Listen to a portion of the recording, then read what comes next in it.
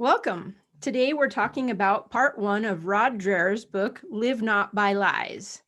I'm here with my friends and we will introduce ourselves. I'm Kelly Fitzsimmons Burton and I teach philosophy at a college in Phoenix. And I went to Faulkner University with these lovely people. Hi, I'm Melissa Cain Travis, and I'm an assistant professor at Houston Baptist University, where I teach various classes in philosophy and Christian apologetics. And I live in the Woodlands, Texas. I'm JKreh. I'm in Central Arkansas. I am the co-founder and president of Likewise College, which brings a liberal arts education, first 2 years of liberal arts education to our incarcerated neighbors. And I have missed these conversations. These are some of my best friends in the world are from this Faulkner program, and I'm just glad to be here today. And hopefully we'll find some ways to talk about and think through some of the very challenging issues that Dreher brings up. My name is Zak Schmoll. I serve as the managing editor of An Unexpected Journal, a quarterly publication of imaginative and cultural apologetics. I am also a humanities instructor through Kepler Education for some wonderful high school students this semester. All right, so the basic thesis of the book that we're discussing today is that we are being warned of the signs of totalitarianism by those who have experienced it firsthand during the Cold War. Totalitarianism, in short, is a form of government where the state is the ruling institution of society. All other aspects of culture and society, such as the family, religion, education, business, are dictated by the state. And this is opposed to individual liberty. Dreher sees soft totalitarianism creeping into our lives through social justice ideology and surveillance technology. In a nutshell, that's what he's talking about. So we're going to conduct our discussion by going through questions for each chapter of the book that we've come up with as we read the text, and it will be in a seminar style discussion. The book is divided into two parts, and the first part explains this problem of soft totalitarianism, and the second part is what we can do about that. So today we're going to cover the first part of the book, and we'll start with the introduction. I think Jeff wants to start us off. So on page 9 of the introduction, Dreher has this comment, this quote, where he says, "Democracy and capitalism bloomed in the formerly captive nations." And this is something that we see through history. It's not unusual that where you have a captive nation or you have a captive people, when democracy comes in, that it just flourishes. And I'm wondering, why does this happen? So let's talk about this. What does it mean to be a captive nation first? Captive to ideology, unfree, politically unfree, or? Well, he's speaking specifically here about the former Soviet Union bloc, so your Eastern European countries. So that would be a starting point. But again, this is not unusual to history. I think on some level, when you consider a totalitarian state like the Soviet Union, when the institution itself crumbles, it makes sense that there might be a swing towards the opposite. So if they have been in a captive totalitarian state, clearly that wasn't working, hence why it crumbled. So I do think, obviously, there is a natural swing towards the opposite. And so I think maybe even if they don't understand necessarily why, all the intricacies of why the Soviet Union crumbled, democracy and capitalism look a whole lot different than that. So, I mean, I would find that naturally attractive if I found myself in that situation. Zach, I had very similar thoughts that maybe in very simple terms here, it's a matter of the pendulum swinging far in the opposite direction because of how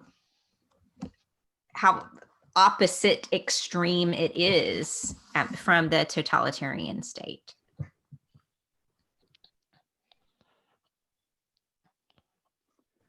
I'm thinking that there must be something inherent, because why wouldn't, if you've got a whole generation or several generations of people trained and conditioned towards a submissive attitude towards the totalitarian government, why in the absence of that government would people move in a totally different direction? And that there must be something to human nature, and maybe not capitalism as we've learned to define it from the media over the past decade or so, but why these free market ideas, these liberty infused ideas are where people move, because if the human spirit can be trained towards submission to totalitarianism, then I would think that it would take something inherent and very, very strong, something very fundamental for people to swing the pendulum. I don't think the pendulum is just swinging, for people to actually move the other direction. And so it may be more of a philosophical question, Kelly. Yes, but it is something that repeats over and over and over in history. I'm wondering if it isn't something like individual freedom applied to individual talents being expressed that weren't expressed previously because maybe those talents weren't needed, or the state was filling a certain need, where now individuals are able to express a fuller kind of culture through development of talent. Mm-hmm.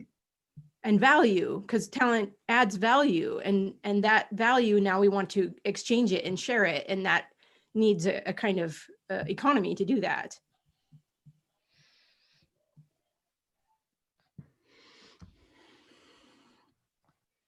What do you think? Any other thoughts on this? Democracy and capitalism blooming in the formerly captive nations. So then we have to ask, I guess, the opposite, like why we have democracy and capitalism, and it seems like we're heading in the other direction now. Why is that? I think on some level, democracy and capitalism require a certain value system in place. And that is a question where maybe it comes back to what Jeff was asking. I'm not absolutely convinced that there is something fundamental, and I could be convinced about this, maybe that's where we go next, that desires to be free, because we also see this kind of like Machiavellian desire in people too, this desire to make other people unfree. So I don't know, like, is it just a constant war between, like, we were able to push off this bad impulse, or is it more of we're welcoming the good impulse, if you will?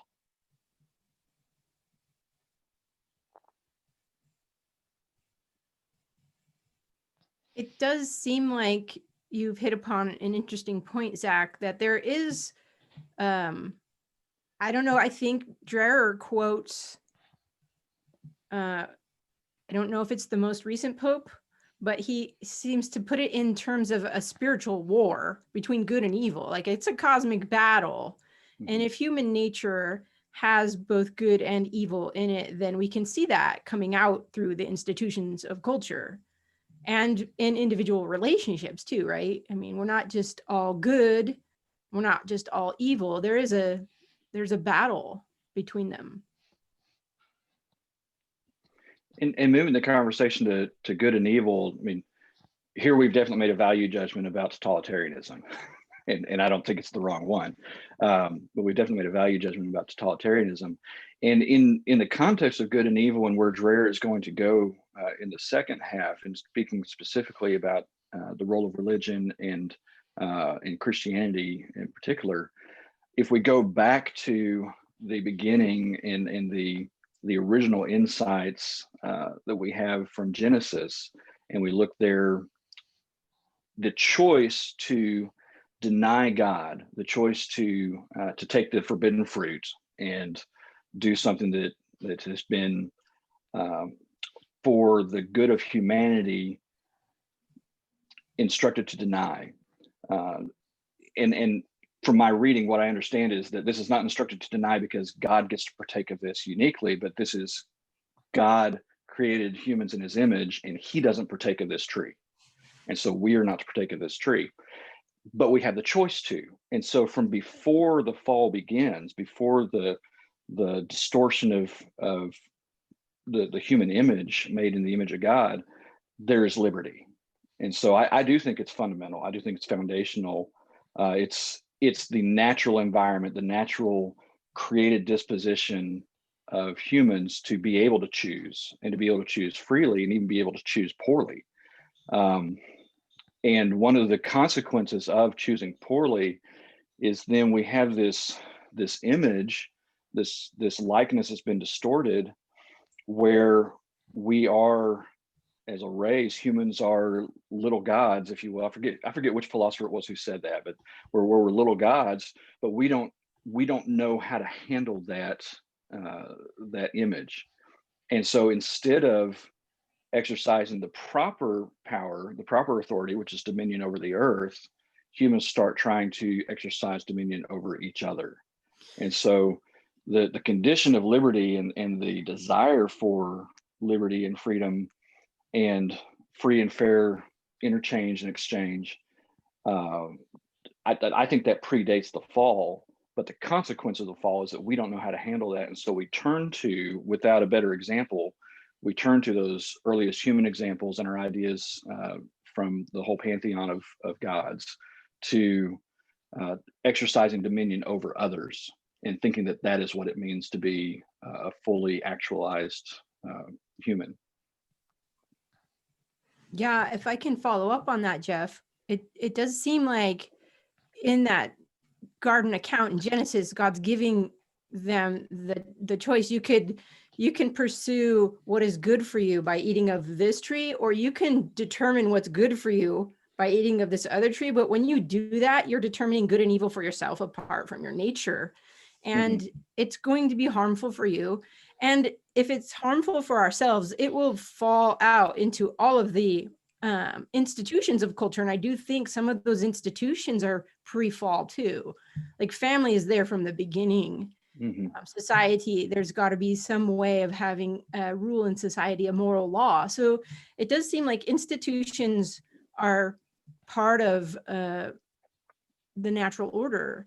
And so when we say totalitarianism is evil, I think what we mean by that is the state isn't the total institution from the beginning. The state comes in after the fall, actually.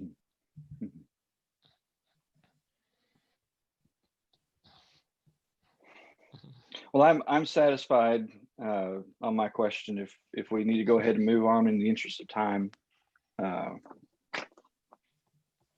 Okay, Zach, we have your question next from the introduction. We're still in the introduction. Yeah, so mine is from the introduction, page 14. And Dreher writes, "We cannot hope to resist the coming soft totalitarianism if we do not have our spiritual lives in order." And so this is more of an application question, but what are some practical steps that we as Christians can take to get our spiritual lives in order? Because before we even, encounter soft-totalitarianism, that seems to be something we have to actively start doing right now, I would say, according to what Dreher says. I love this question, Zach. And the place my mind as a philosopher and apologist immediately goes is the fact that so few of us, and I include the church in this response, so few of us are intentionally examining the foundations of the things we claim to believe. And I think if we get back to the very basics of what is it we believe about the big questions of existence? Is there a God? What is a human being and what is our purpose? In other words, who are we and where are we going? And what is the way for us to get there? What should we be doing to help bring about Christian ideals in the here and now, with the understanding that ultimately we're waiting on Christ to bring about the completion or the advent of the kingdom of God, when all just injustice and suffering will be done away with permanently. And I think if we can solidify for ourselves those fundamentals, what kind of thing are we as human beings? What does it mean to flourish? What's the truth about all of those big questions? Then the spiritual health, or the way it's worded in your question, Zach, getting our spiritual lives in order, is something that's going to flow from that so beautifully and naturally, because of how foundational those things are. So anyone that asks me this question, that would be my response. Let's get to the foundation first. Let's start with the basics. And then we can see how this is going to work out in areas such as justice and equality among humans who have to live in society with each other. I love your answer, Melissa. And I think you and I both, as philosophy teachers, also know what the objections have been historically to those foundational questions. So we not only need to get the foundations in place, especially the church, but I think we need to answer the objections of the past, because part of this history is the modern period and the postmodern period and the challenges that they bring. And so I think it's important for us to name those challenges and to overcome them with better answers than the past has given, because they still linger. So we need to deepen the foundation.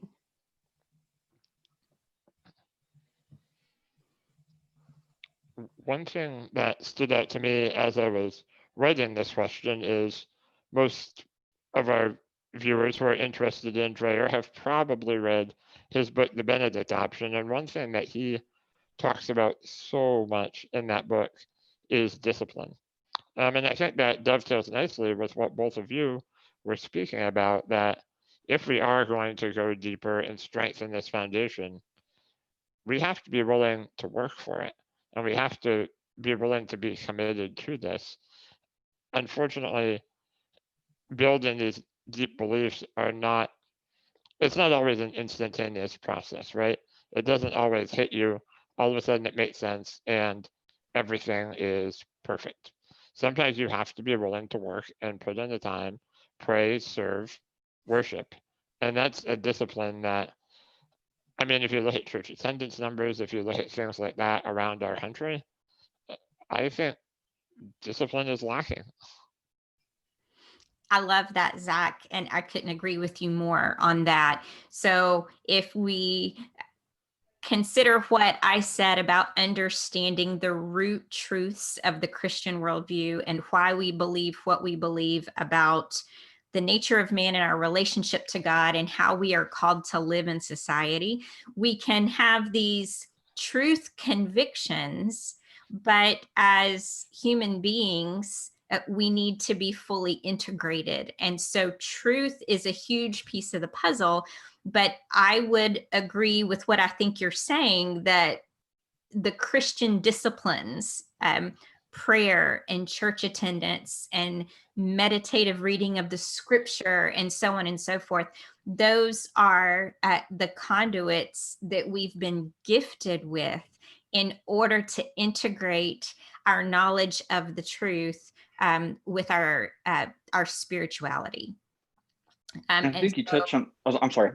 Oh, I was just going to wrap up by saying I think that the idea of the specific Christian disciplines is how we just become more integrated and we deepen our convictions about what we've already assented to on an intellectual level. And I'm glad that you brought up Benedict option, because I've not read that, but I have in my notes. I imagine it offers ideas this being a follow-up book to that. I'm sure he had some ideas. And there are formation texts, spiritual formation texts, especially in the Psalms and Proverbs, that we could go and meditate on. One of the challenges that I've always had with spiritual discipline and the particular practices, whether it's Lectio Divina or there's one, I forget what it's called, where you walk in a circuit as you pray, and that activity, and I've done it, and it's pretty phenomenal. But these activities that have been developed by certain mystics and spiritualists over the years do have a way to move us. But I like what you said, Melissa, in calling these gifts the things that we've been gifted with, and not casting them in the sense of, in order to be accepted by God, I must do these things. Now, these are things that because I've been accepted by God, he gives me access to. And I think that's a very fundamental consideration that we have to keep in mind. I also, as I'm thinking through some of what has driven the church away from that integrated or producing integrated believers, one of the things that I've focused on in my work is there's that passage where it's the fruits of the Spirit, and the fruits of the Spirit, as I learned them in observing authority in church context, so religious and spiritual authority in church context, was love, joy, peace, patience, kindness, goodness, faithfulness, gentleness, and do it the way that I tell you to, because I'm in charge. And the instruction is, and self-control. And we have a lack of, Zach, you call it discipline, just basic discipline, basic self-control. And one of the things in waiting on the Lord to complete, as far as our perspective, to complete the work and God to send Christ back and for all of this injustice to be dealt with once and forever, that requires the discipline on the Christian's part to be patient. But we have to balance that with living out the reality of who we are called to be and in emulating Christ. And so there is something of an activist component, but it's not an activist component that seeks to take the responsibility and the work of what happens away from God and put it onto ourselves. That then devolves into a works-based, I have to do this to be accepted by God, as opposed to I get to do this because I'm accepted by God. Yeah, I think this is a really fruitful conversation, because not only do we have the disciplines, we need to, I guess, rediscover them, and we need people to show us how to do it. Fortunately, in my life, I had a family that was older than me and took me under their wing, and I learned by watching. I learned about prayer. I learned the value of prayer and how to pray. So they're like, we might even need to learn how to do these basic things that have been forgotten. Mm-hmm. Memorizing scripture. This book talks about the importance of memorizing scripture. So basic, ordinary means that God has given for sanctification and growth. Somehow it's been forgotten.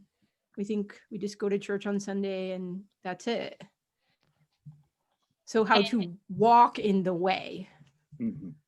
And I think there were intimations of it in this book, but it's so heavily emphasized in his book, The Benedict Option, that really I don't want to use the word only, but one powerful way to make that happen is to return to some of the very traditional roots of Christendom and rediscover the ancient practices. Yeah, I mean, there's a reason why the ancient practices helped Christians to flourish and have for centuries upon centuries. Well, and it's very much like any, I mean, coming back specifically to this book, if totalitarianism is coming, and the way Dreher presents it, it is our nemesis, right? If that's true, I mean, just like any competition, if you're going to go play a basketball game, you better practice before you get on that court, or you're going to get steamrolled. You need to know what you're doing ahead of time before the actual game. And while we have the freedom to do that, which again, Dreher would say that window's narrowing, but while we have the liberty and the freedom to do so, like, why aren't you doing that now?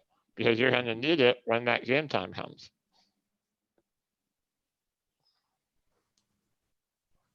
Yeah, exactly, Zach. And he does talk about the need to prepare for suffering.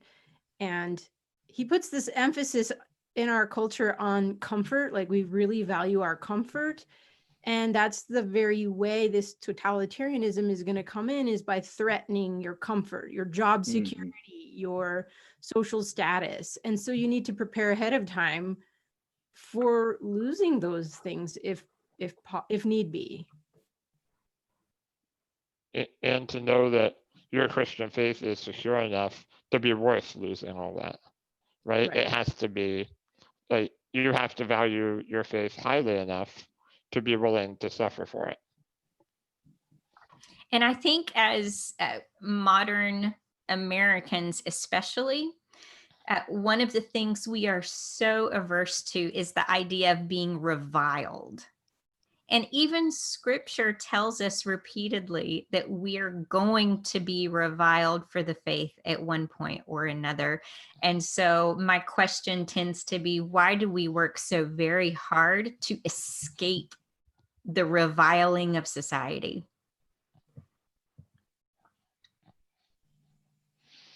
I think it goes back again to that original condition and our original created purpose of relationship with God. And so not really understanding that, then we substitute relationship with anything but God as the value. And when that's threatened, it's whether you're a believer or not, if that is something intrinsic, if we are at our core relational beings, then anything that threatens what I deem to be a valuable relationship, whether it's with money or with sex, with drugs, with people, with just comfort, like we're talking about here, anything that threatens that then is going to be enemy. And if I don't have the self-control to take in that thought and ask myself, why is this driving me in this way? If I don't have the self-discipline to do that, then we see the acting out, or we see the attempts to come up with solutions that ultimately hurt others, which is just hurting ourselves when you get right down to it. Yeah, so this kind of circles back to what Melissa was saying earlier about having foundational questions answered for ourselves. We need to answer that question, what is the good life? And not just what is it in my head, but when that good life is questioned and society doesn't agree with me, do I have a grounding in that I can hold on to, because it is going to be challenged? And I think that's what those two trees were about. What do you think is the good life? Is it the way God has determined for you, or is it going to be the way you determine it for yourself, following all those things that you think are good, but they're not? And so those things are going to be questioned. Well, and that determination was not authoritarianism. That determination was, you've been created in my image, and so this is natural law taking place. And are you going to accept what is natural for you, or are you going to substitute, as Paul talks about, something unnatural to try to satisfy and basically be self-determining in a way that takes away that divine created intent and denies the potential of humanity in taking that away?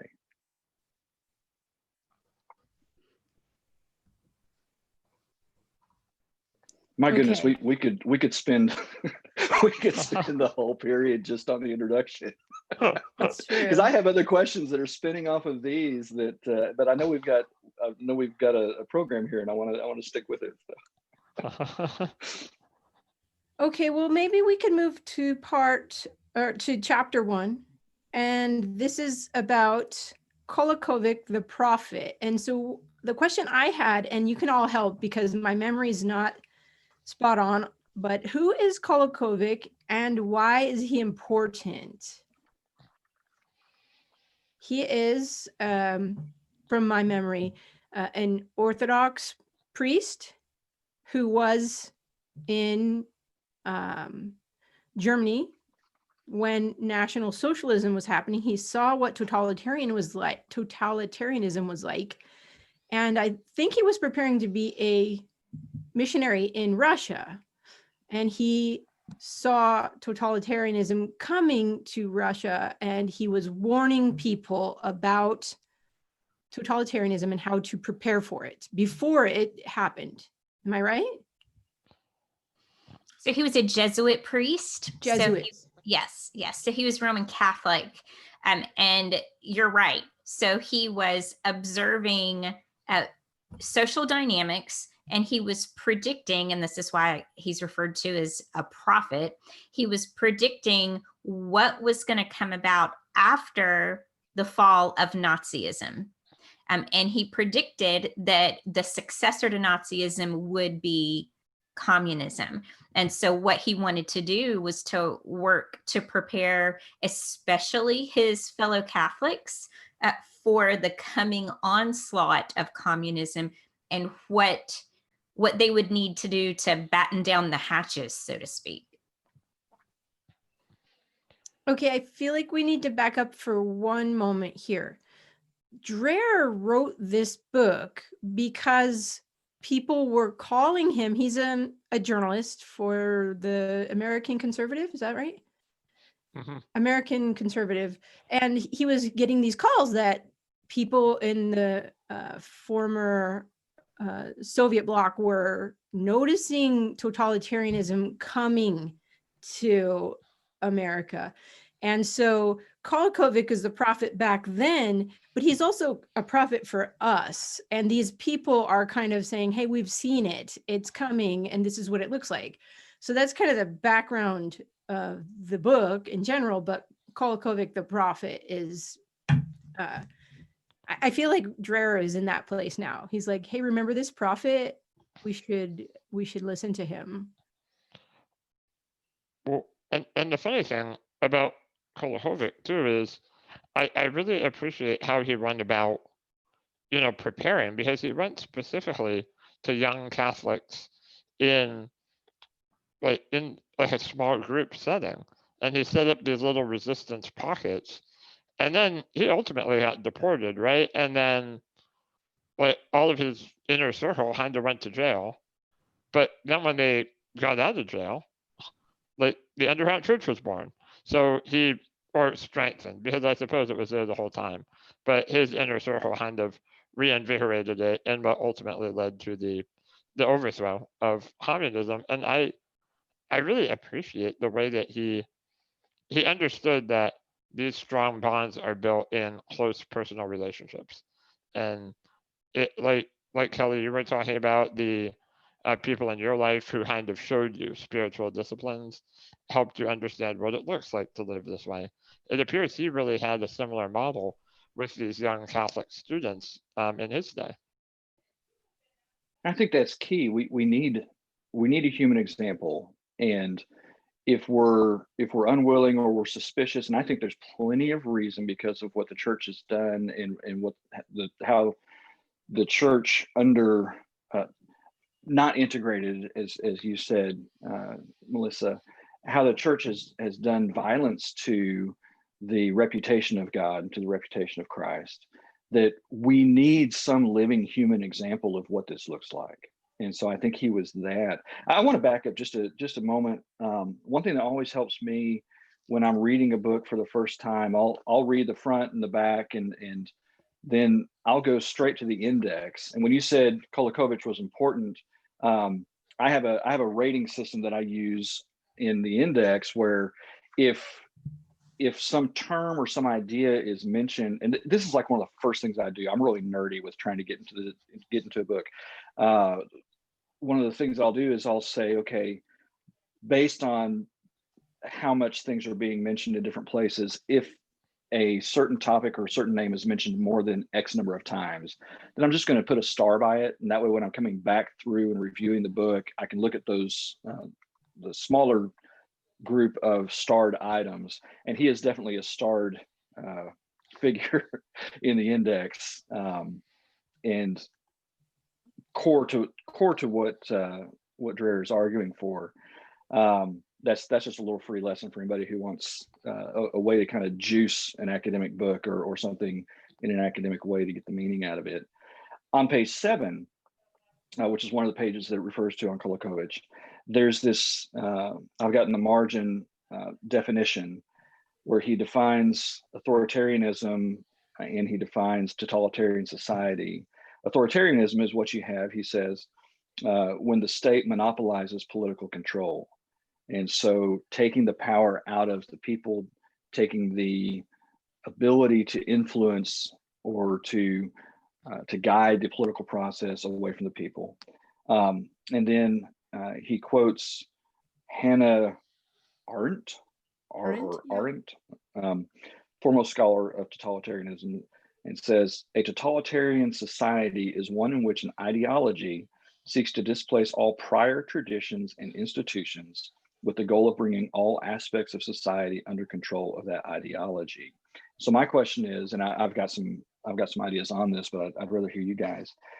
My question on this is, what was Kolokovich seeing, and what are we seeing today as indications that this displacement of prior traditions, this displacement of what has been traditionally valued, either is taking place or is threatening to take place from a state-driven or a reliance on the power of the state to drive that change? This is potentially a difficult conversation. I have been doing studies on basically the history of philosophy from Friedrich Nietzsche to now, and sort of mapping the, what do you want to call it? The transvaluation of values. So I think it's a gradual process, but it starts with God is dead. And if God is dead, then we need to throw off all the traditional morality and we will new values onto society. And it does come through those institutions. And I think we did see it primarily coming through education, but now because the educated people are leading in all different aspects of society, that alternative, I guess, ideology, I've been calling it a philosophy, but it is what it is now becoming it's in its fullness now.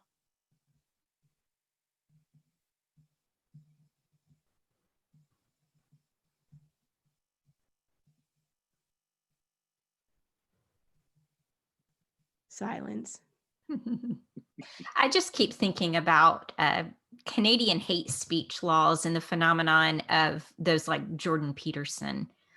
And I think there's a lot we stand to learn just from observing our neighbors to the north and some of the repercussions of standing up to the false ideologies, this redefinition of what a person is, for example. And how all of a sudden telling the truth is classified as hate speech. Yeah, I think it's because the truth is no longer defined by reality, but by those who are in power. Right. And that's exactly what Nietzsche said. He's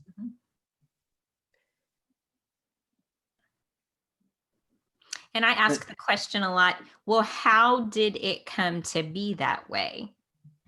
Not how did it come to be that those in power are determining what is true with a lowercase t there, I guess you could say. I don't mean that. What I mean is how is it that the truth has become so horribly distorted? What is the root of that? And I think that goes back to what we were talking about with our very first question about understanding that you have to have an objective foundational standard for these kinds of things. And Kelly, as you said, when we've lost that, when we've declared God dead and we no longer have the standard, then what is it we're looking toward to define truth for us? And one thing I would say would just surely be human emotionalism and this counterproductive and false idea of what it means to flourish. Because I think if you ask any of these people who are under this banner of false ideology, do you want humanity to flourish? They would say absolutely yes. I can't imagine any of them would say, oh no, I don't want humanity to flourish. It's just they have so vastly redefined reality and what a human being is and what it means to flourish, that we are where we are with this.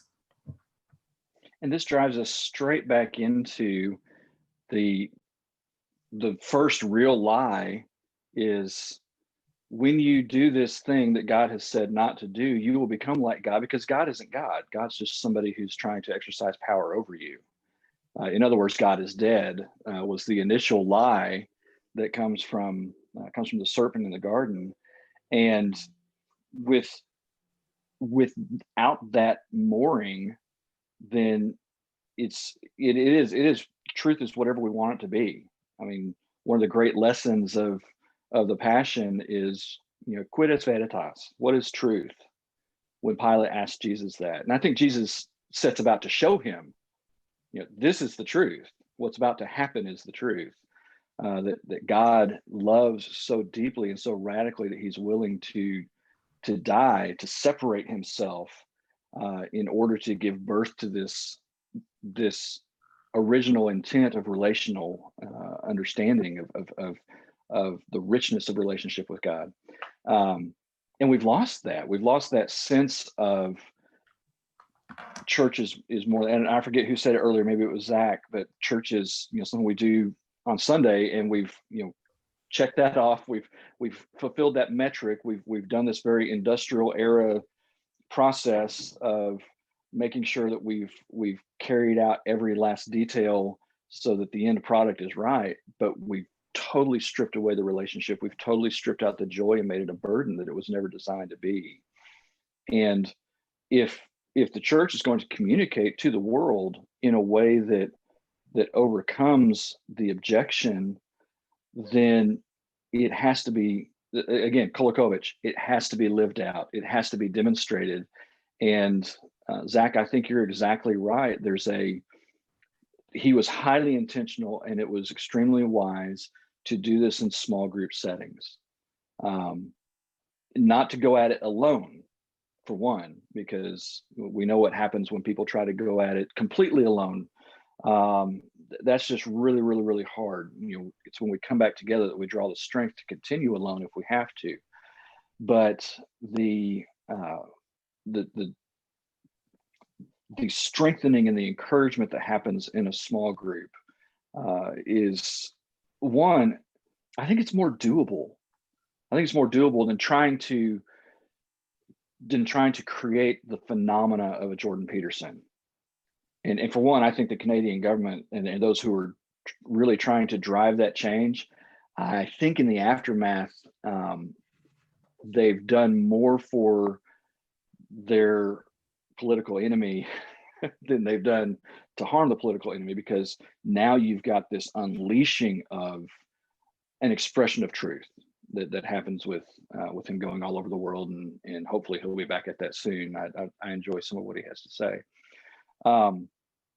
So the small group part and living it out intentionally for the world to see, and being willing to risk for the faith, I think is important too. And this gets back to the question of comfort. And why do we think that we are entitled to be comfortable?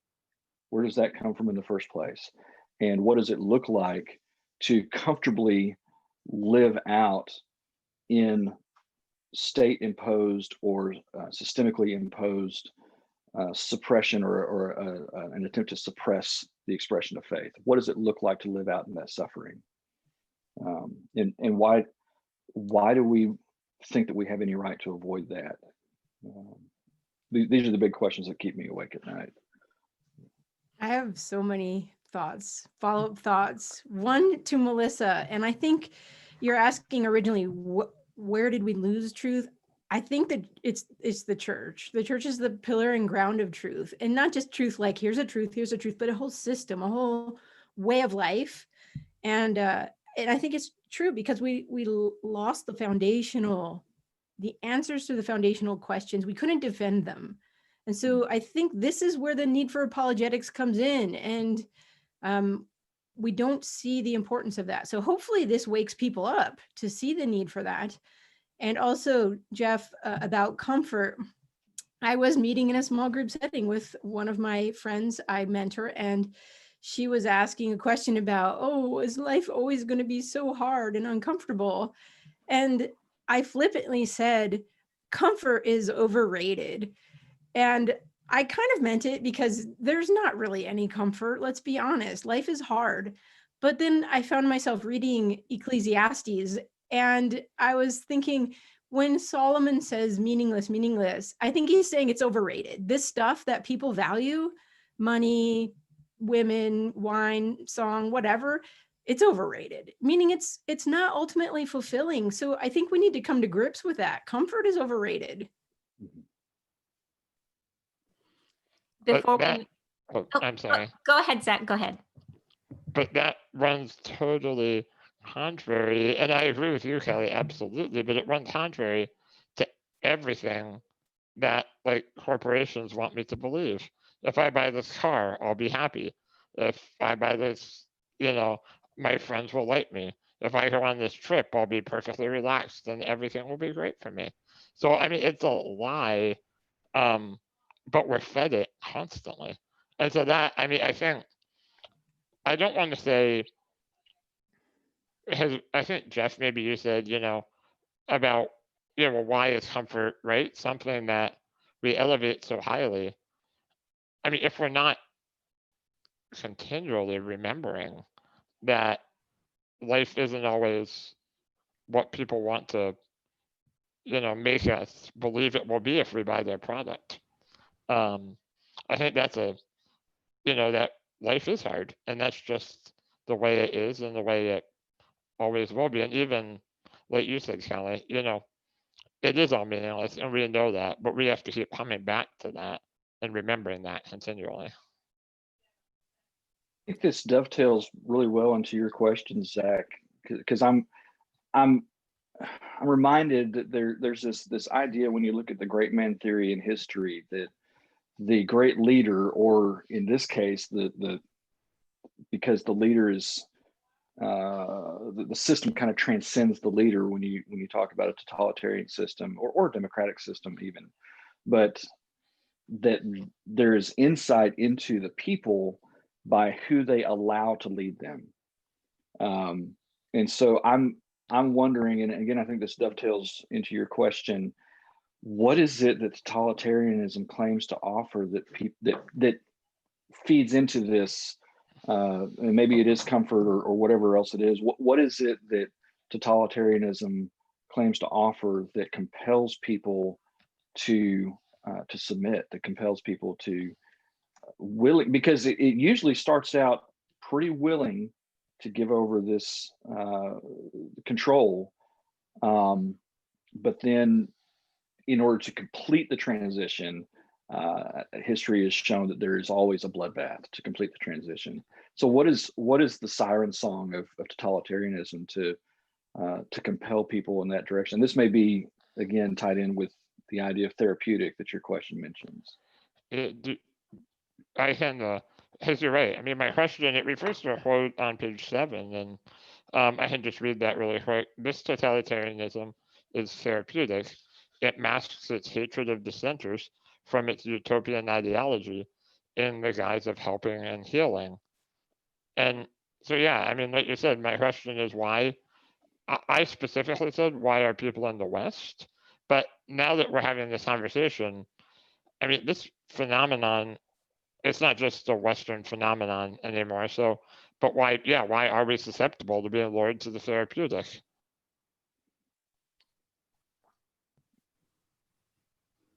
Sorry, I have a barking dog, but can I give this a shot? It seems to me when we talk about these institutions, each institution has a form and function, but when it ceases to be fulfilling that function, there's a void. And it seems that the state steps in and fills in the void.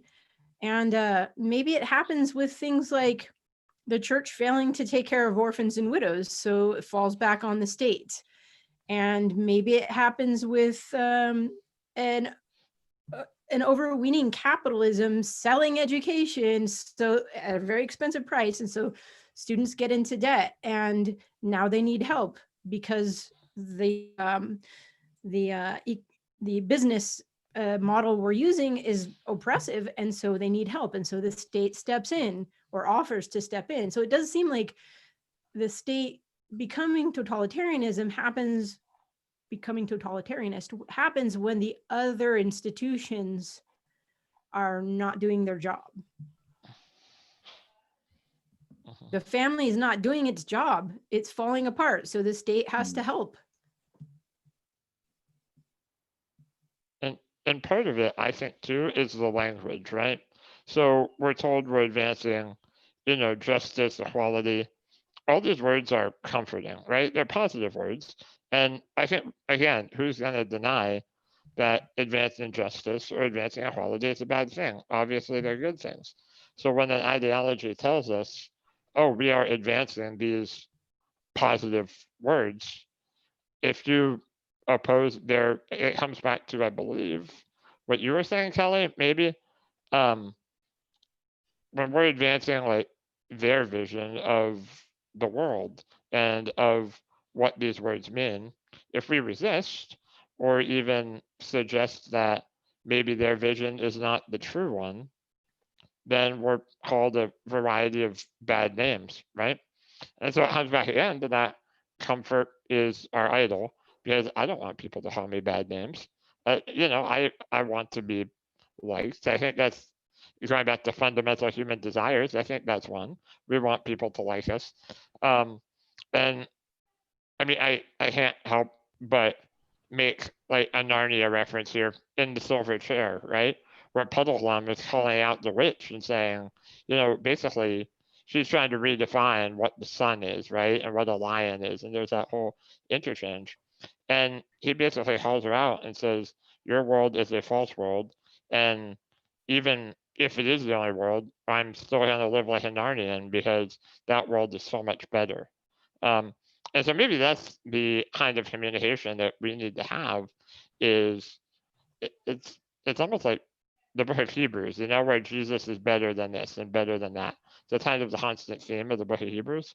Maybe that's how we need to, it's not so much like being oppositional, but so look, our meanings, when we talk about justice, well, the Christian vision of justice is rich and beautiful and wonderful. And maybe we need to say, look, this is how ideal it can be when we do it God's way. I don't know. Maybe that's how we have to think about it. Bringing up the Puddleglum and Narnia makes me think. I know that I have a lot of friends, and a lot of the people that we know from our shared program love Star Trek, especially The Next Generation. And there's that one episode where Picard is being tortured, and I think there are 5 lights that are behind the guy who's torturing him, and he's asking Picard, how many lights are there? And Picard says, we've got, or Picard says there are 5 lights. And then he's tortured, no, there are 4 lights. No, there are 4 lights. No, there are 4 lights. And he holds up the whole way through saying there are 5 lights until the end of they come and they rescue him.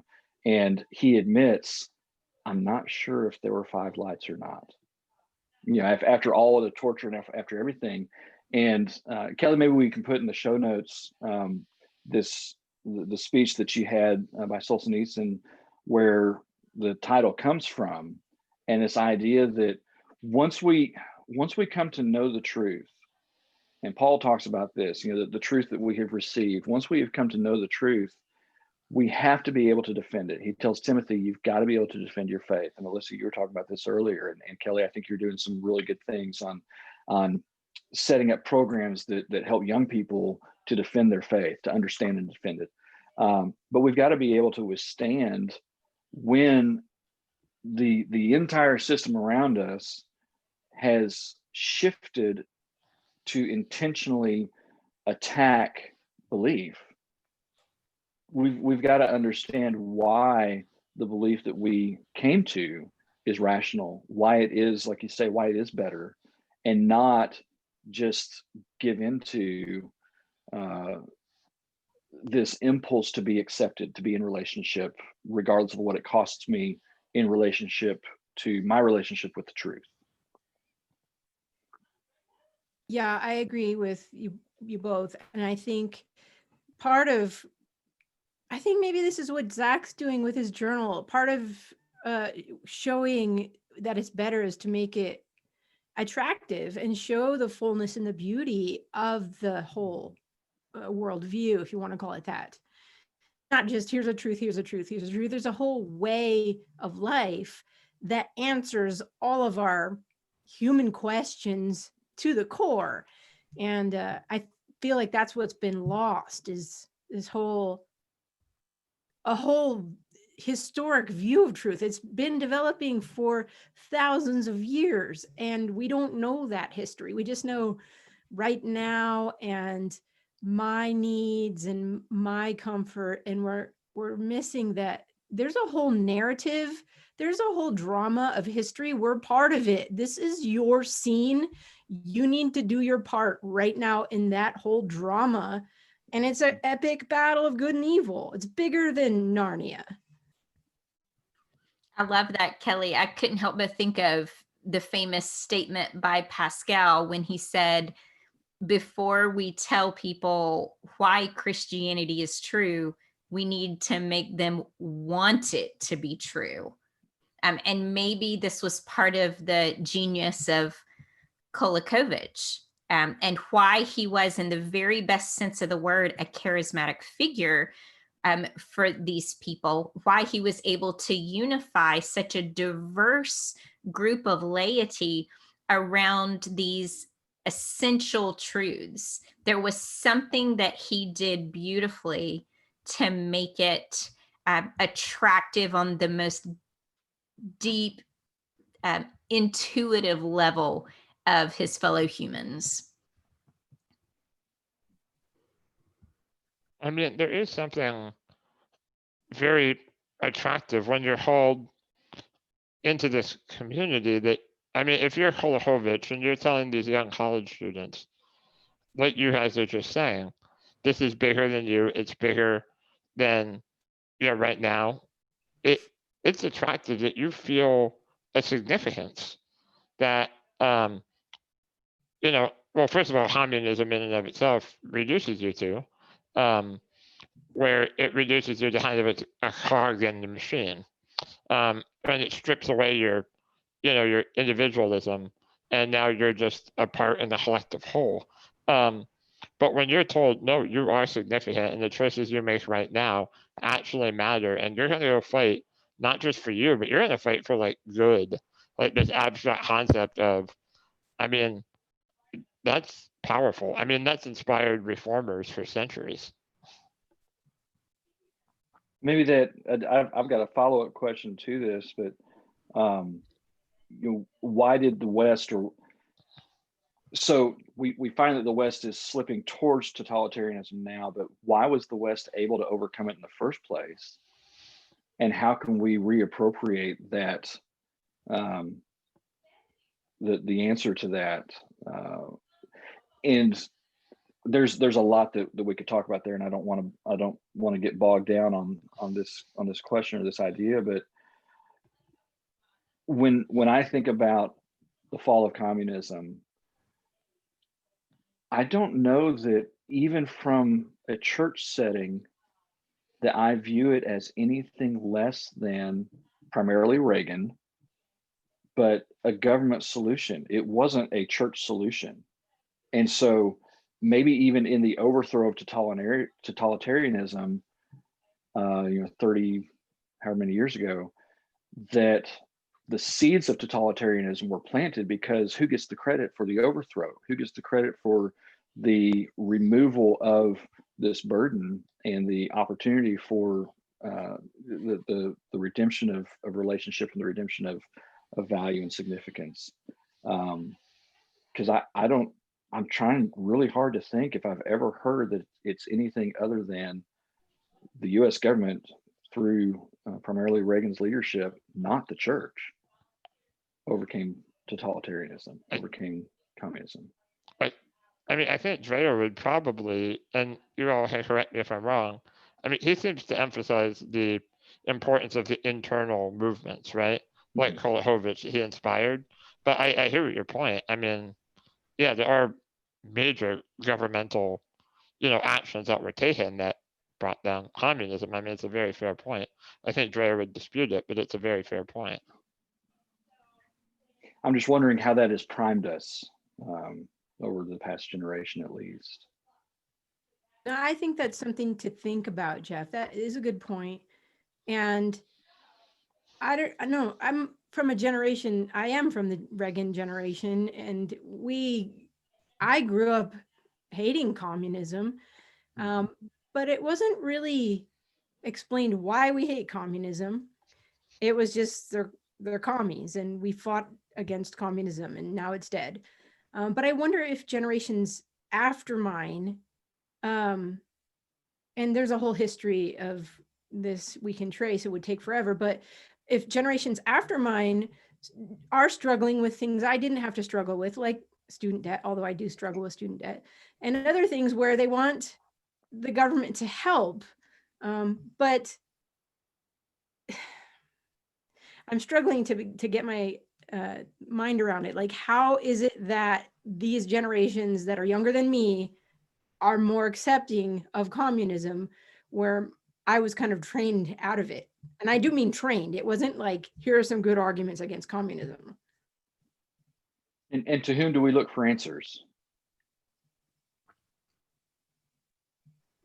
I mean, I think, so I was born in 1991, so it was, right near the end, right? And I think. Well, Zach, there's no way you're that young. You are too much of an old soul. And it's really interesting because as you were talking, Kelly, I was thinking, I mean, we didn't have those like cultural moments, right? Like where, we have to beat the Soviets in the Miracle on Ice. We just have to do it. Why? Because it matters for like the fate of the world. We didn't have those moments. And I think, I mean, going back to what Melissa, you talked about near the beginning, kind of that pendulum effect. I mean, if you see something that may not be working for you because you have a lot of student debt, because you may have lost your job, because your parents may have lost their job, or whatever happened, right? I mean, you're tempted to try something else. And there are plenty of people out there who are eager to promote communism. I mean, you look at some of the videos that are online that circle from places, I think it's Campus Reform, right? Where they ask college students, like, oh, how do you like this tax plan from Bernie Sanders? And they're like, I love it. And then they're like, well, it's actually Donald Trump's plan. And everyone's like, oh, like it, because we don't know really, a lot of people, I don't think, know what socialism or communism are. I think they just know it's not capitalism, and what's working right now, or what's not working right now for me, appears to be capitalism. Therefore, I don't like it. And yeah, I don't know if it goes any deeper than that. Maybe I'm wrong. Well, it gets back to a redefinition. This is a point that I've got for a later question, but it gets back to the redefinition of terms. And my son and I, he's a college freshman, and we had a conversation. He's back on break, and thankfully he hasn't come back from his freshman semester full of all sorts of wacky ideas. But we were having a conversation about the difference between free markets and capitalism and what we were being told is the problem with free markets and capitalism, because you can't get in there and fiddle with something so much that you fundamentally change it and then call it by the same term and blame it for everything. But that's what we see happening with the takeover of these ideas and the definite or in the terms that we have historically used to define these ideas. And so that's a key thing. And I'm later on, I want to touch specifically on the idea of liberty, because it's come to mean something radically different. The word has come to mean something radically different than the idea to which it was attached for the past 50 centuries. And so how do we either reappropriate the traditional language and give it the force of truth, or at least the force of reliability that it's had for centuries, or how do we come up with new terms or ways to articulate these ideas in a way that skirts the misunderstanding that has been developed, and I think intentionally developed, to rob people of the richness of these ideas. How do we move around that? That's a later question. I do have a solution though, Jeff, and that is Okay. that set of books you have behind you. Yes. Read the history of these ideas, and there is a long conversation that's been going on about, for example, liberty or justice. So we aren't starting from scratch. We have a history, although it's Western, whatever. These are universal ideas. So it's all by rich, dead, white, oppressive people, and we need to just flush it all and start fresh with our own set of assumptions and mistakes. Okay, well, I do think we need to move on because we do have certain time restraints. I think we would probably go on with this conversation for many, many videos, but I think Melissa has a something from page 9. Do you want to read that for us? Yes. So Page 9. Yes, page 9. Several times throughout the book, Dreher describes the phenomenon of filling a void or replacing traditional values with the progressive totalitarian ideology. So as Christians, we realize that the only genuine, effectual void filler is Christ and Christian truths applied to human society. But there are an awful lot of people that we communicate with, students, for example, other people in the academy, for example, who aren't Christians. And so my question is, what's the best approach to take in conversations with non-believers about these issues? If they're not starting from a place of the conviction that Christianity is the only truth, then where do we find common ground with them in order to talk about the problems we're seeing with trying to fill these voids with things that will never, ever work? Such a great question. And you know how to do it because we're philosophy people. And I think, and all of us, I think going back to common ground is important. And I've spent a lot of time in the videos on my YouTube channel talking about common ground and how to establish common ground. And I think part of it is we have to recognize we're rational beings and there are laws of thought. And if we violate those laws of thought, we lose meaning. So that's number one common ground. And we have to have integrity. If we say we're committed to a position, then live with the consequences of that position and don't, contradict yourself. And maybe there's an order to ideas. Ideas aren't just everywhere. There's an order to them. Like you were talking about the foundations earlier, there are foundational ideas and we build. And then we have to affirm that, you know what, we can know some things. Some things are clear. And what are the things about whether God exists or not? What is a human being? What is the good life for human beings? I think those things are common ground. We don't have to appeal to scripture. We can talk about those basic things. And if we can settle those kinds of questions, then we can take the next step. Okay, so if God does exist, what are the implications? And that builds out. So I think we have to do philosophy. That's where I would go.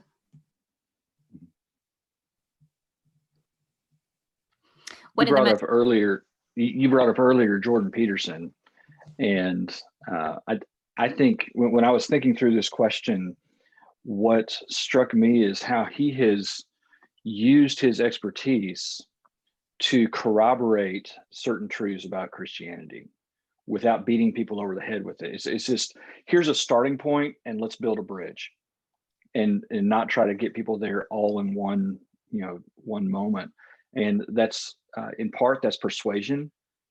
We have progressively gotten here really over the last 100 or 120 years or so in the United States to this point where we're divided on whether or not a Republican democracy is a good thing, and entertaining systems that have been enemy to Republican democracy for a long time.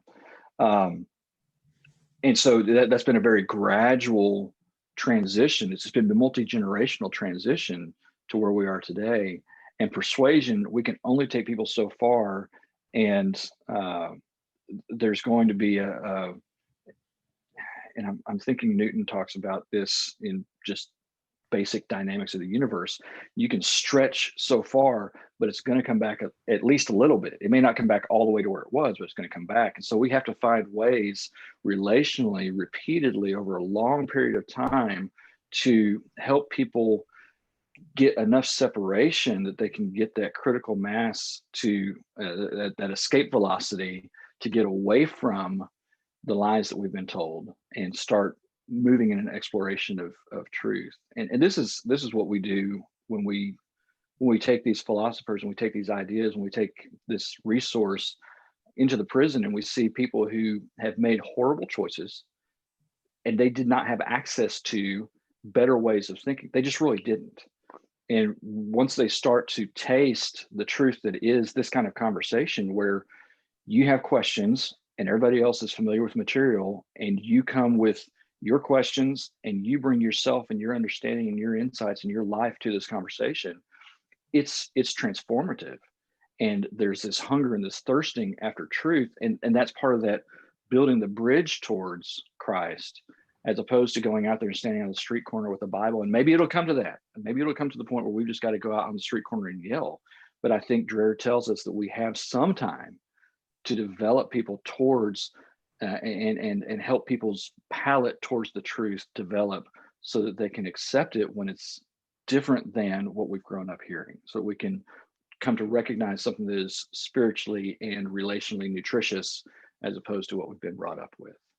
I love that answer, Jeff. And when I was thinking through this, I had a similar gut reaction. I mean, one thing that I've always found useful is kind of identifying, there are these needs, right? Like Melissa, you talked about voids, and we're going to fill that void with something. And not all of them are bad voids. I mean, for example, people really want community, right? People really want acceptance or justice or love or whatever else is drawing them into this void filler, whatever it is, right? For some, I mean, we obviously in this context, we're talking about governmental ideologies, but it can really be anything where you pull yourself into something to fill in that void. And you're not necessarily wrong to desire that those voids are filled, right? I mean, we're created in the image of God to desire good things like love, acceptance, justice, etc. And so,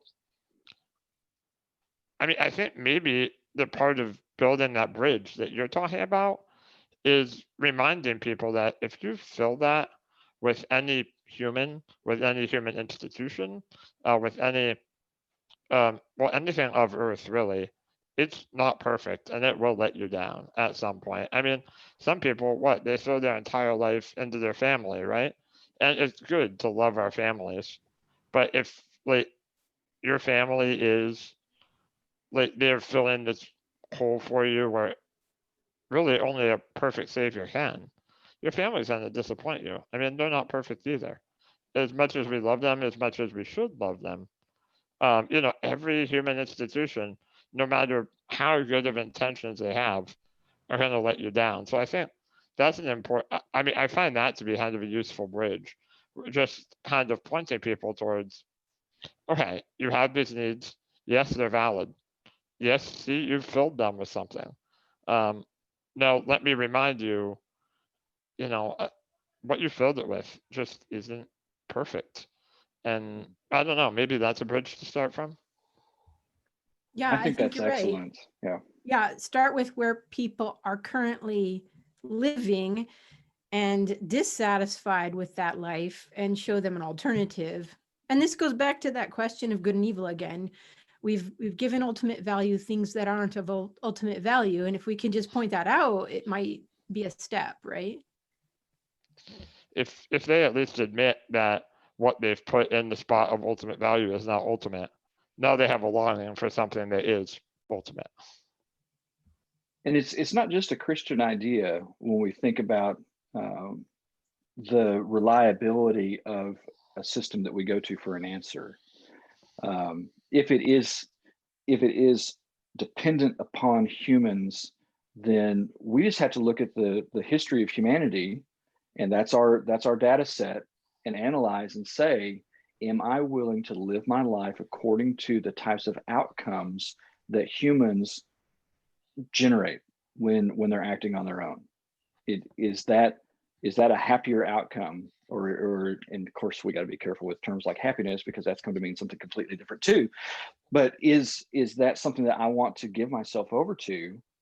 And hopefully the answer is at least conditional, because there are some really good people who have come up with some good solutions throughout history, but usually they're not acting in their own interest. They're usually acting in a much more universal, cosmological, even humanitarian sense. If they're not acting specifically on behalf of God, they're at least acting in a broader sense of themselves. And so much of what we see today, and this gets back to the comfort question, so much of what we see today is selfish, and it is driven by the individual seeking to, I would love for all the problems in my life for me to be able to fill them and to solve them with just my meanness, and it just me bringing the solution to that. How gratifying is that I can just watch enough YouTube videos and solve all my problems, or that I can read enough books and solve all my problems, or that I can have enough drugs or have enough sex or listen to enough music or make enough money or whatever and solve all my problems. But ultimately, Zach, like you say, that's looking to something that has been proven to fail. We've got one example of a human who, maybe two or three who have come close, but we've got one clear example of a human in literature who has succeeded at helping others and succeeded at living a life of purity and goodness. And so if we're going to look to human solutions, maybe we should at least look to the proto-human and try to figure out what is it that's driving, what is it that's strengthening, sustaining that proto-human expressed in the literature of Christ, as opposed to trying to come up with something new. We're just, humans are really bad when it comes to coming up with solutions from something new. We lack perspective. And yet we keep trying and trying and trying. And I would classify that as the original idolatry, right? Yeah, I think so. It does seem like historically, and not just in the West, there are only so many logical options, and we keep cycling through them thinking this might work again. Totalitarian has been tried and found wanting. Why are we cycling through this again? Mm-hmm. Mm-hmm. But then I guess someone could say, well, Christianity has been tried and found wanting too. Has it really been tried though? Has it at its deepest level? I think Chesterton might have something to say about that.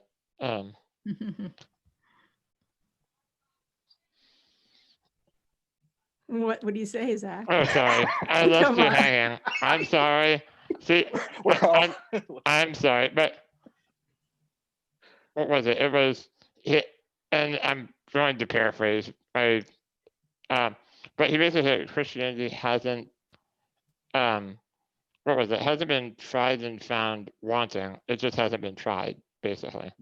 And I can find the exact quote, but that's basically his point, is that, yeah, you haven't really tried it. And that just goes along with what you were saying. And I think, okay, I'm going to play the other side. I think these challenges we're seeing in culture right now, particularly this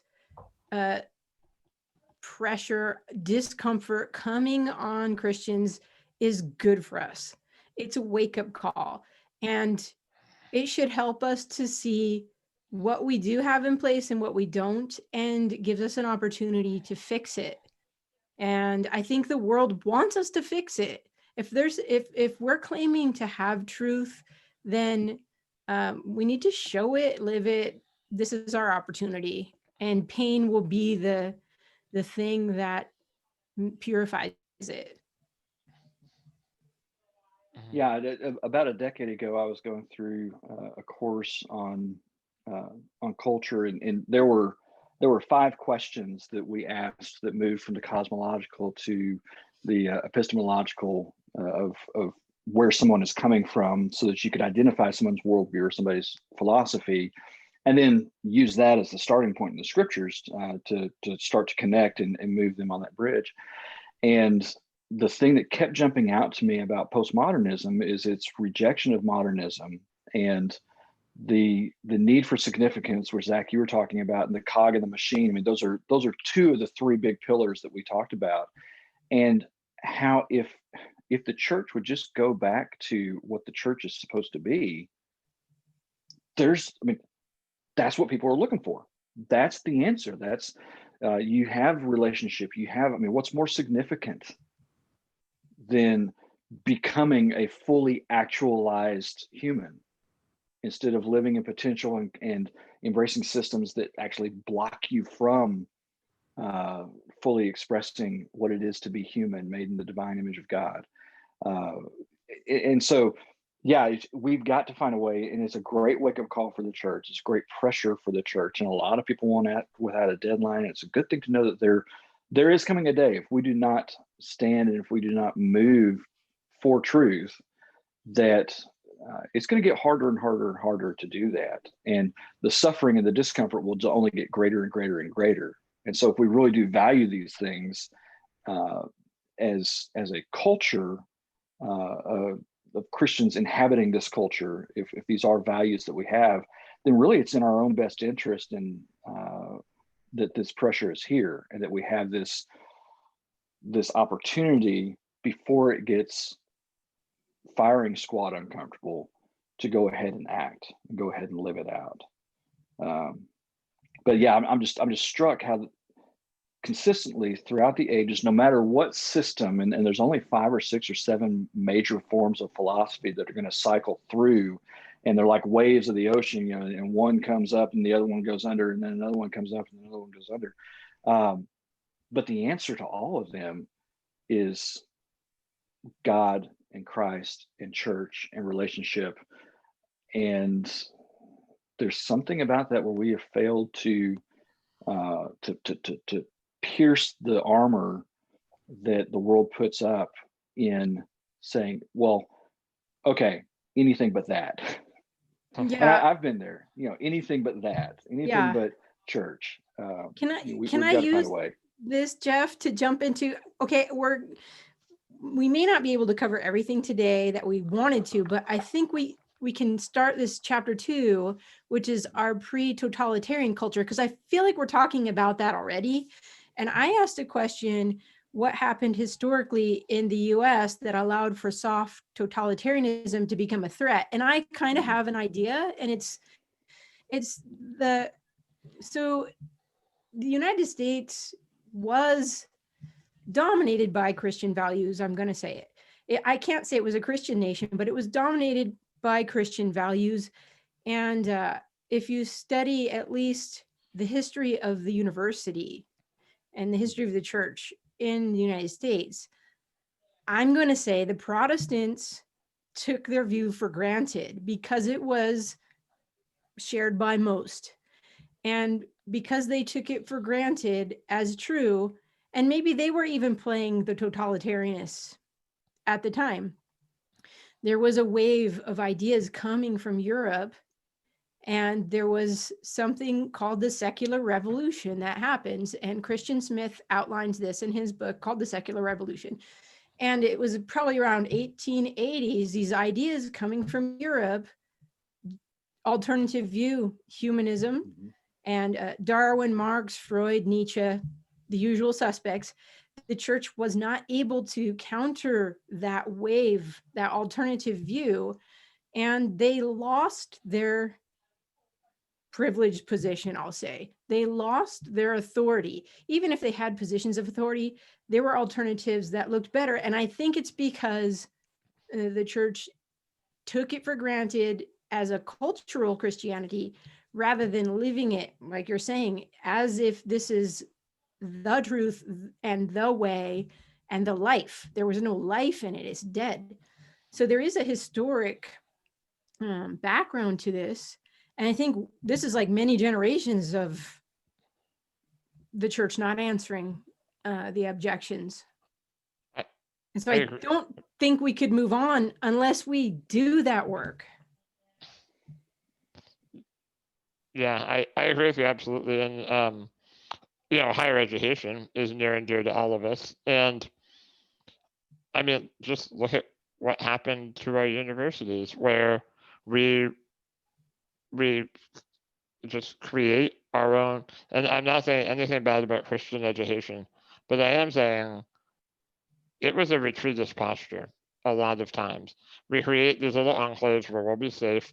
And unfortunately, I think there is a very important place for Christian education. I also think there's a very important place for Christians to engage in the secular academy. We see people now pushing back, trying to do just that. But I do think, you mentioned Darwin, a lot of it comes back to kind of our Scopes monkey trial. We just can't play ball here, so we're going to go make our own over here. And we'll teach what we want. But in doing that, you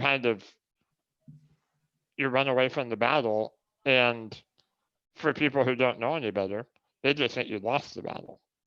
Rather than pick up the fight. Let's say you abandon the fight, right? There are two ways to do it. And one is more like Dreher's Benedict option, where you retreat to kind of rebuild and to help reinvigorate. So it's a strategic retreat. It's not that we can't fight right now, but we need to really build up because we have to be prepared and we want future generations to be prepared.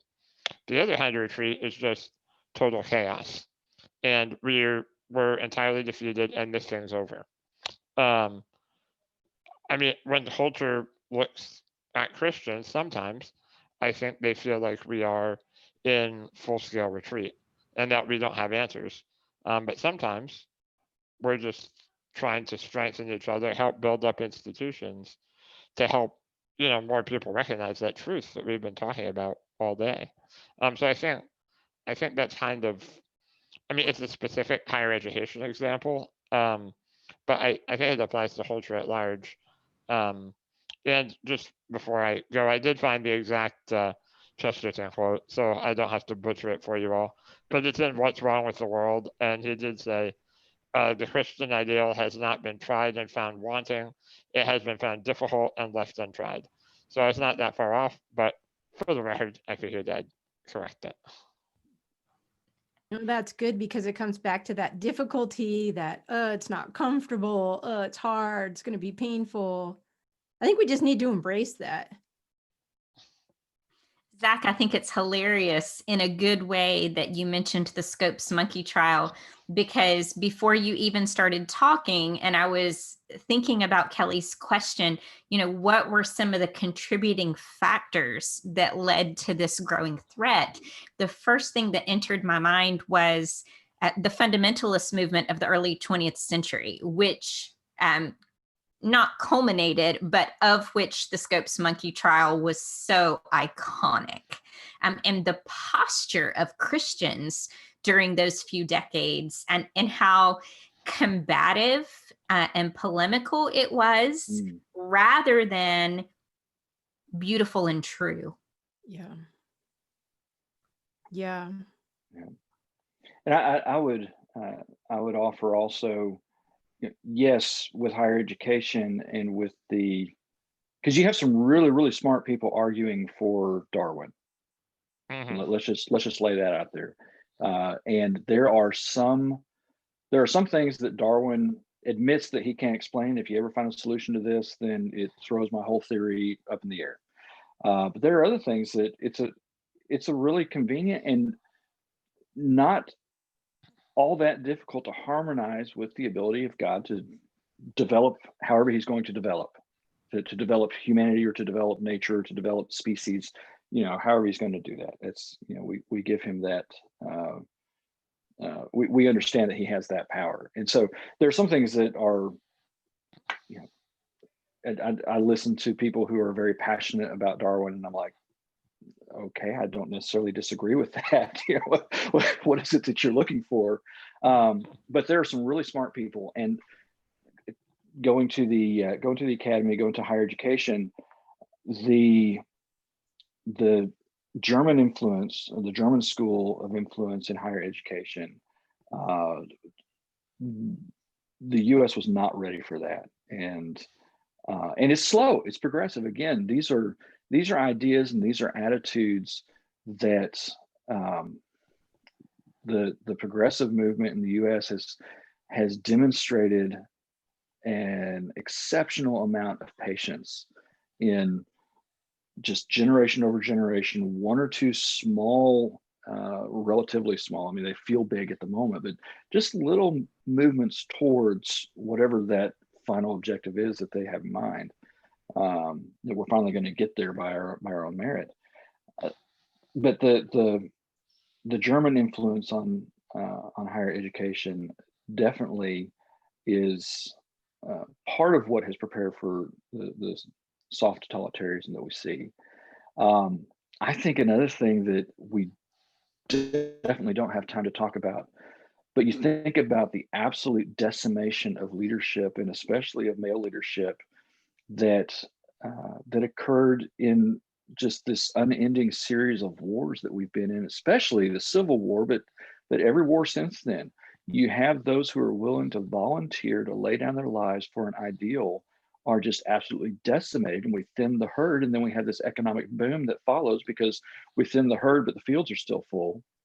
And as that happens over and over again, the latent capacity for solid moral leadership is drained off generation after generation, and so I think that has prepared for the soft totalitarianism that we see today. Also, another thing that came to my mind, and Dreher talks about it too, is loneliness and alienation. Right? So we are alone. We want friends, so we go to a message board online. We find something to cling on to, right? And I think, honestly, we see this in left-wing socialism. I think we see it in right-wing populism too. We see people who are longing for something, and they reach out for, anything that they can grab onto. Oftentimes it is governmental, because it is so in front of us all the time. I don't know that it necessarily needs to be, but I mean, so we destroy our, like you kind of said, Jeff, there's like not much moral leadership anymore. So we decimate our trust in institutions. And the church, I mean, has certainly had plenty of moral failings that we could talk about in great detail for a whole other episode. But, so you have, civic trust going down, you have hierarchies that people don't hear about, you have civic bonds that people don't hear about. And so ultimately, my truth is the only truth. I find something that feels good to me. I go along with that because they make me feel like I'm part of something that conveniently feels really good to me. And, well, I guess that comes to a lot of soft totalitarianism is, well, you have people who've adhered to this ideology, a lot of them. Does Dreher talk about the totalitarianism within, overcoming kind of like that self totalitarianism of having to have my own way and forcing myself to have my own way, as opposed to being willing to give myself over to a higher cause or a higher system that's not totalitarianism. I don't think he does, but I think we can talk about that. Say more. It seems like there's something he said in the second half that sparked that thought, that when we are acting out of self-interest instead of a more disinterested posture, that we are actually imposing a form of totalitarianism, and it's so insidious because we can't see it because it is us. No, I think you're right. I think you're onto something, and this may be Lord of the Rings, Smeagol and Gollum kind of thing. We have that in us, right? And we have to, if we don't master our self life, then it will master us, and we'll want to master others to get our way. I mean, we have to recognize the reality of a division at every level, not just a division in culture, but in ourselves. This is the heart of it. And I think maybe he does talk about that, but the heart of the division is in ourselves. We aren't a unified person. Is this along the lines of what, forgive me, when I'm quoting scripture, I'm always saying somewhere in here it says, Yeah. and I don't know if this is Plato or Aristotle, but the idea of the passions and being ruled by one's passions instead of bringing one's passions under self-control.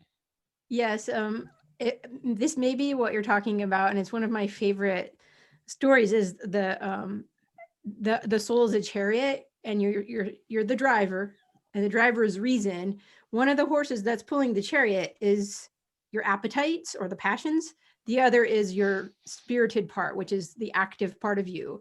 And if you don't have these horses under control, then you'll be imbalanced. And the soul is guided by these virtues: wisdom for reason, courage for the spirited part of you, and temperance for the appetites. And when you have all of those in balance, it's called justice.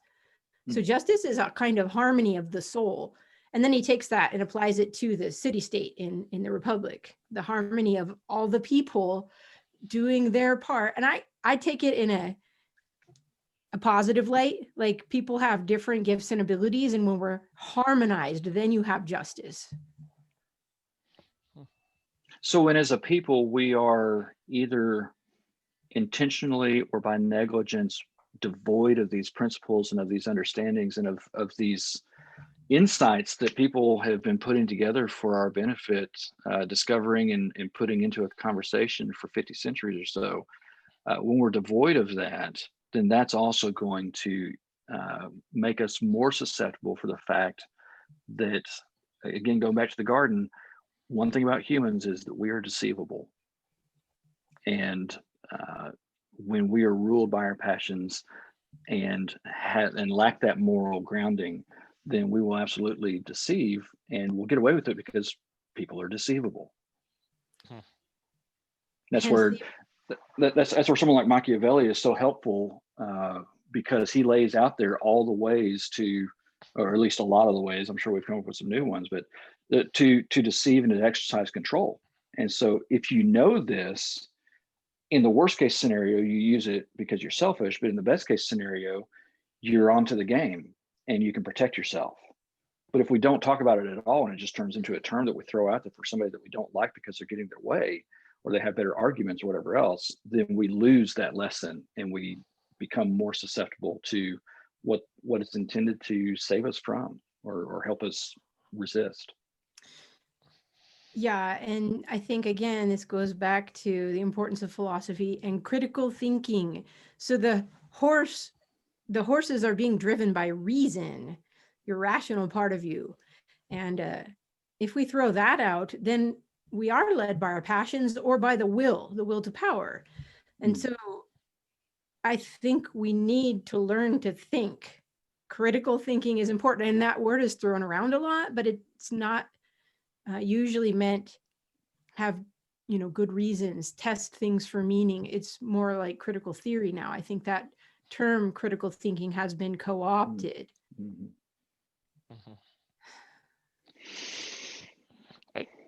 I mean, all the conversation, it brings, as you're talking, I mean, it's Solzhenitsyn. So maybe, Jeff, maybe that's where you're pulling it from the second half of the book, right? The line between good and evil is in the heart of every human being. So that's, I mean, maybe that's, I agree. I mean, everything that we've been talking about, it brings back that it is a choice we all have to make. And I mean, scripturally, if our hearts really are deceitfully wicked, this is I mean, we're in a tough spot if we've thrown out all authority. We're in a very, I mean, what else do you expect to happen if we throw out God's authority? Yeah. All right, I have a suggestion since we're going long here. Maybe we can address Melissa's fun trivia and then pause and pick up with our discussion in another video. But I do want Melissa's fun trivia. Yes. Okay, that sounds good to me. Okay, I think several of us, if not all of us, are fans of the TV show The Office. So on page 24, Dreher mentions that famous Marx quote about religion being the opium of the people, and we sometimes hear that quote translated as the opium of the masses. So on the TV series The Office, there is a character who quotes Marx words. And I want to see if any of you know, and hopefully no one cheated ahead of time and Googled this, but who was the character who voiced this quote and what was the context? Well, you have to ask, is he actually speaking for himself, or are his strings being pulled by the one who put it together for him? This is one of my favorite sections of The Office, because it kind of speaks to what we're talking about. That he could be, okay, I've reduced the cast there, that he could be so ignorant of history that he gets played this way, but thinks that this is something original, but then also showing the effectiveness of appealing to people in the way that he does. If somebody else has the answer, I don't want to take the answer. I have to tell you, I'm pop culture ignorant, so Oh my you goodness. need to help me. So I think you need The Office, and you need The Good Place. The Office and The Good Place. So, but the thing is, actually, this whole episode, if we're gonna go down this road, is super interesting because there are notably few references to religion anywhere in this entire season.